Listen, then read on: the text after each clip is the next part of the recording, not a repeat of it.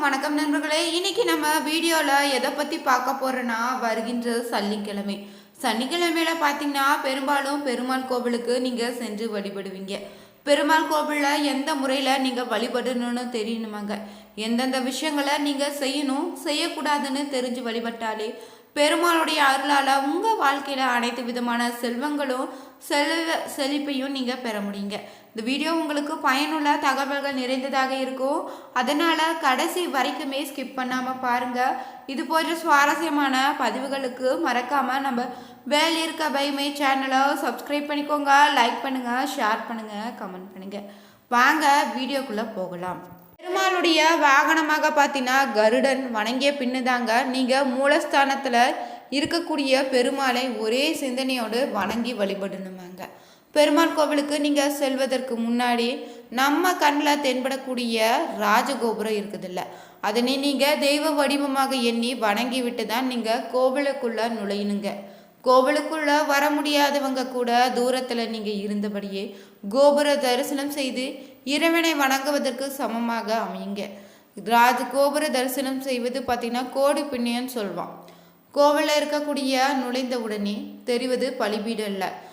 அதன் அருகிலே நீங்கள் போய் கீழே விழுந்து உடல் உள்ள காமம், கோபம், பேராசைன்னு பற்று, அகங்காரம் ஆகியவற்றை அந்த இடத்துல நீங்கள் பலி கொடுத்துடுங்க. இறைவனை மனதார வேண்டி வழிபடுங்க. அடுத்தபடியாக பார்த்தீங்கன்னா துவாஜ ஸ்தம்பம் இல்லைன்னா கொடிக்கம்பம்னு இதை நம்ம சொல்லுவோம். இந்த கொடிக்கம்பத்தில் கோவிலில் திருவிழா காலங்களில் கொடியேற்றி அதை ஊர் முழுவதும் தெரிவிப்பாங்கல்ல. அதற்கு அடுத்து பெருமாளுடைய வாகனமாக இருக்கக்கூடிய கருடனின் மண்டபம் அமைஞ்சிருக்கும். இவரை வணங்கிய பின்னாங்க மூலஸ்தானத்தில் இருக்கக்கூடிய பெருமாளை ஒரே சிந்தனையுடன் நீங்கள் வணங்க செல்லணுங்க. அதன் பின் பார்த்தீங்கன்னா லட்சுமி, ராமர்னு, கிருஷ்ணர், நரசிம்மர், ஆஞ்சநேயர், சக்கரத்தாழ்வார், ஆண்டாள், சரஸ்வதி ஆழ்வார்கள் ஆகியோரை தனித்தனியாக நீங்கள் வணங்கி வழிபடணும். கோவிலை விட்டு நீங்கள் வெளியே வரும்போது சிறிது நேரம் உட்கார்ந்து இறைவனை மனதார வேண்டிக்கோங்க. உங்களுடைய பிரார்த்தனையும் செய்திடணும். எதுக்குன்னு தெரியுமாங்க? தேவையில்லைங்க, உனக்கு தெரியும். அதன்படி வரம் கொடுன்னு பிரார்த்தனை செய்து கொள்ள வேண்டுங்க. மறுபடியும் நீங்கள் கொடிக்கம்பத்திற்கு அருகில் போய் வடக்கு நோக்கி தலை வைத்து பெண்ணாக இருந்தினா 2 கை 2 கால் தலை ஆகிய 5 உறுப்புகள் தரையில் படும்படியாக பஞ்சாங்க நமஸ்காரம், ஆண்களாக இருந்தீங்கன்னா உடல் முழுவதும் தரையில் படும்படி சஷ்டாங்க நமஸ்காரம் செய்துவிட்டு வெளியே வரணுங்க. பெருமாளை அருளை பெறுவதற்கு நீங்கள் பார்த்தீங்கன்னா ஏகாதசின்னு திருவோணா சனிக்கிழமைகளில் புரட்டாசி மற்றும் மார்கழி மாதங்களில் விரதம் இருப்பீங்கள்ல. பெருமாளுடைய அருள் நமக்கு கிடைத்து விட்டாலே போதுங்க. அவருடைய மார்பலை குடிக்கொண்டிருக்கக்கூடிய மகாலட்சுமி தாயாருடைய அருளும் நாம் பெற்றிடலாம். இருவருடைய அருள் இருந்தாலே செல்வத்திற்கும் இன்பமான வாழ்க்கைக்கு குறைவு இருக்காதுன்னு சொல்லலாங்க. திருமாலுடைய அருள் இருந்தாலே மரணத்திற்கு பிறகு நீங்கள் வைகுண்ட பதவியை பெறலாங்க. பெருமாளை எப்படி வழிபடுவது என்பதை பற்றிய ஒரு சுவாரஸ்யமான பதிவு தொடர்ந்து இந்த வீடியோவில் நம்ம பார்க்குறோம். ஸ்கிப் பண்ணாமல் தொடர்ந்து வாங்க. பெருமாளை நம்ம வழிபடுவதன் மூலம் நம்ம வாழ்க்கையில் அனைத்து விதமான செல்வங்களையும் பெற முடியுங்க. நமக்கு இருக்கக்கூடிய அனைத்து விதமான தோஷங்களும் பாவங்களும் விலகிடுங்க.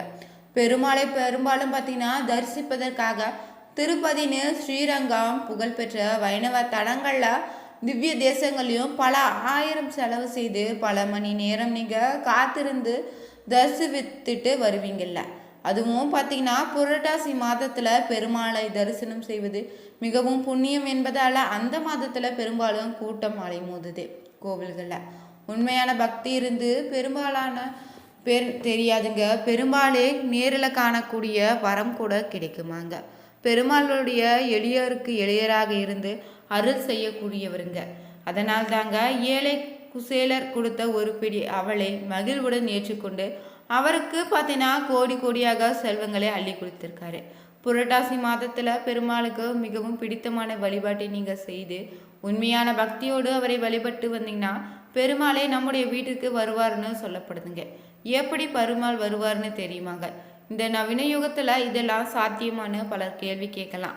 ஆனால் கலியுகத்தில் கண்கண்ட தெய்வமாக விளங்கக்கூடியவர் தான் இந்த பெருமாளுமே. எளிமையான பரிகாரத்தை செய்து நீங்கள் அழைத்தாலே போதுங்க, உங்கள் வீட்டில் பெருமாள் வந்து தங்கிடுவார்.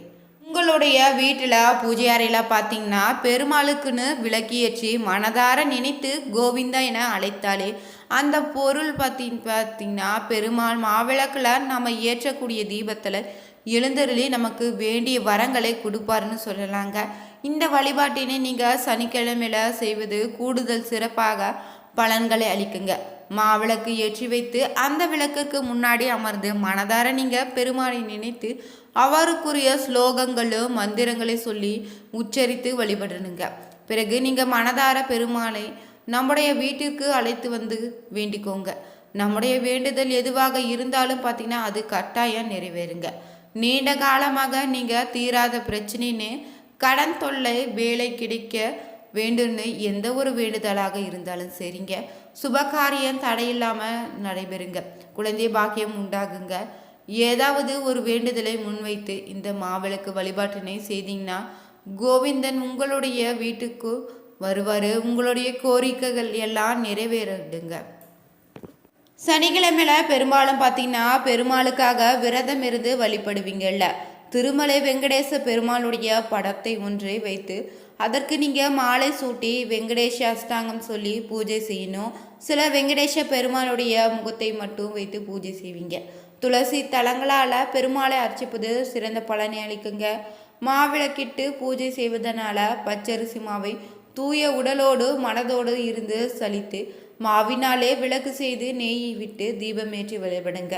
பெருமாள் படத்துக்கு முன்னாடி நீங்கள் இப்படி நெய் தீபம் ஏற்றுவதால் உங்கள் வாழ்க்கையில் இருக்கக்கூடிய வறுமை நீங்கி வீட்டில் செல்வ செழிப்பு ஏற்படுங்க. மேலும் நீங்கள் பெருமாளுக்குன்னு பார்த்தீங்கன்னா வெங்கடாஜலபதிக்கும் நெய்வேத்தியம் செய்யும் பொருட்களில் சர்க்கரை பொங்கலும் வடை இடம் பெறுவது உண்டு. சில பாயாசம் கூட படைப்பீங்கள்ல. வெண்ணையும் சர்க்கரையும் கலந்த கலவையான நவநீதமும் படைப்பது இருக்குதுங்க. அன்புடன் நீங்கள் இலையை அர்ப்பணித்தாலும் ஏற்பேன்னு கீதையில் பார்த்தீங்கன்னா கண்ணன் கூறியதை நாம் எடுத்துக்கலாம். பெருமாளுக்கு நீங்கள் படையலிட்டு பூஜை செய்யும்போது உறவினர்களையும் நண்பர்களையும் கூட அழைத்து நீங்கள் வழிபடுங்க. எல்லோருக்கும் பக்தி பெருமுடன் கோவிந்தா கோவிந்தினா என கோஷமிட்டு வழிபடுங்க. சனிக்கிழமைகளில் நீங்கள் திருப்பதி வெங்கடாச்சல பெருமானுக்கு நினைத்து வழிபாட்டு வந்தீங்கன்னா உங்கள் வீட்டில் பிள்ளைகள் நெற்றி நாமம் விடுவார். அவர் கையில் நாமமிட்டை ஆத்திரம் ஒன்றை அளித்து 4-5 வீடுகளுக்கு சென்று பிக்ஷை எடுத்து வர சொல்லுங்க. பூஜை முடிந்த பிறகு பக்தி பாடல்களை பாடி வணங்கிட்டு வழிபாடு செய்வோம். பிறகு வீட்டிற்குள் வந்துள்ள விருந்தினர்களுக்கு உணவளித்திடுங்க, தாம்பூலம் கொடுத்துடுங்க. இப்படி நீங்கள் செய்வதன் மூலம் பெருமாளுடைய அருளால் உங்கள் வீட்டில் செல்வ செழிப்பு ஏற்படுங்க. உங்களுடைய வாழ்க்கையில் எந்தவித குறையும் இல்லாமல் செல்வ செழிப்போடு நீங்கள் வாழ்வதற்கு பல முயற்சிகளை எடுத்திருப்பீங்கள்ல. அந்த முயற்சியோடு நீங்கள் சேர்த்து பெருமாளையும் வழிபட்டு பாருங்கள். கண்டிப்பான முறையில் அவர்களுடைய வாழ்க்கையில் செல்வ செழிப்பு மேலோங்குவதை நீங்கள் உணர முடியுங்க. செல்வத்திற்கு அதிபதியாக திகழக்கூடியவர் தாங்க மகாலட்சுமி தாயார். மனதில் நீங்கள் வைத்திருக்கக்கூடிய பெருமாளை வழிபடுவது பெருமாளனுடைய அருளும் ஆசையும் பெறுவதும் மகாலட்சுமியுடைய அருளை உங்களுக்கு பரிபூரணமாக கிடைத்திடுங்க. இந்த 2 தெய்வங்களுடைய அருள் கிடைத்திட்டாலே நம்ம வாழ்க்கையில் பணத்திற்கு எந்தவித பஞ்சமும் இருக்காதுன்னு சொல்லலாம். செல்வ செழிப்பு அதிகரித்து கொண்டே செல்லுங்க. அப்படிப்பட்ட பெருமாளை வழிபடுவதற்குரிய வழிமுறைகள் எந்த நாளில் எப்படி வழிபட்டினா செல்வ செழிப்பு ஏற்படும் என்பதை இந்த வீடியோவில் நம்ம தொடர்ந்து பார்க்குறோம். பல பேரும் பெருமாளை சனிக்கிழமையில தான் வழிபடுவீங்க. சனிக்கிழமையில வழிபடும் போது சனி பகவானால் ஏற்படக்கூடிய தோஷங்கள் நீங்கி அவருடைய தாக்கம் குறைய ஆரம்பிக்குங்க. இந்த கிழமையில நாம் பெருமாளை வழிகிறோமோ அந்த கிழமைக்கு ஏற்றவாறு நமக்கு பலன்கள் கிடைக்கும்னு சொல்வதால் செல்வ செழிப்பு மேலோங்க வேணும்னு நினைப்பவங்க எந்த நாளில் எந்த முறையில் வழிபடணும்னு சில வழிமுறைகளும் நம்முடைய முன்னோர்கள் சொல்லியிருக்காங்க. அந்த முறையை பின்பற்றி வழிபட்டாலே போதுங்க. சுக்கிர பகவான் பார்த்தீங்கன்னா அன்றைக்கு நம்முடைய செலவுக்கு தேவைப்படக்கூடிய பணவரவை தரக்கூடியவராக இருப்பதால் நினைவில் வச்சுக்கோங்க. அப்படின்னா செல்வ செழிப்பிற்கு அதிபதியாக திகழக்கூடியவர் தாங்க குரு பகவானே. பெருமாளை பார்த்தோம்னா நம்ம வியாழக்கிழமைகளில் வழிபடுவதன் மூலம் குரு பகவான் மற்றும் மகாலட்சுமியுடைய அருள் நமக்கு பல மடங்கு கிடைத்திடுங்க. இதன் மூலம் பார்த்தீங்கன்னா நமக்கு வரக்கூடிய பணவரவு பல மடங்கு அதிகரிக்கும். வியாழக்கிழமையில் நீங்கள் அதிகாலையிலே எழுந்து சுத்தமாக குளித்துட்டு மஞ்சள் நிறத்திலான ஆடையை அணிந்து கொள்ளணுங்க. பிறகு வீட்டு பூஜை அறையில் எப்போது போல் நீங்கள் விளக்கேற்றி சாமி கும்பிட்டுட்டு குரு பகவானுடைய ஹோரையான காலை 6 மணியிலிருந்து 7 மணிக்குள்ள இருக்கக்கூடிய பெருமாள் ஆலயத்தில் செல்லணும். இல்லாதவங்க 8 மணியில இருந்து 9 மணிக்குள்ள உங்கள் வீட்டு பூஜை அறையிலே வழிபடலாங்க. இந்த வீடியோ உங்களுக்கு பிடிச்சிருந்தா லைக் பண்ணுங்கள், ஷேர் பண்ணுங்கள், கமெண்ட் பண்ணுங்கள். மறக்காமல் பெல் இருக்கா பை மை சேனலை சப்ஸ்கிரைப் பண்ணிக்கோங்க. Thank you viewers.